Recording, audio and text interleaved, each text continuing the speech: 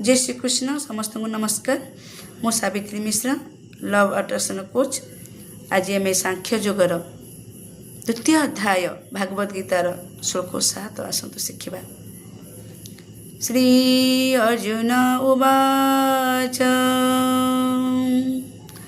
कार्पण्य दोषपहत स्वभावः पृच्छामि त्वं धर्मसमुढचेतः यच्छ्रेयः स्यान्निश्चितं ब्रूहि तन्मे शिष्यस्तेऽहं स्यादिमात्वं प्रपन्नम्।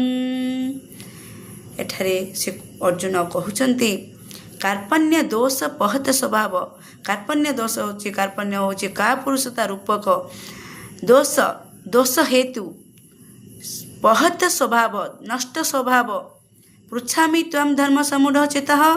यार अर्थ होची धर्म विषय मोहत चित होइतिबा आपण को पचारुची मु आपण को पचारुची पृच्छामि त्वं मु आपण को पचारुची यच्छ्रेयः स्यान्निश्चितं ब्रूहि तन्मे मो पक्षरे कौन करिबा निश्चित कल्याण कर ताहा मते कहंतु।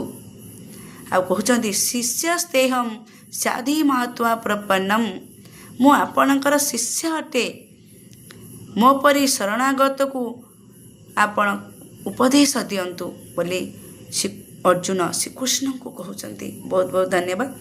जदि मो चैनल को सब्सक्राइब करना ताले सब्सक्राइब कर दिंतु और नोटिफिकेशन बेल को क्लिक करंतु। देखिए जिते बड़े भी आपण ए भागवत गीता वीडियो अपलोड होची आपण पाखु मेसेज आप देखि पारिबे।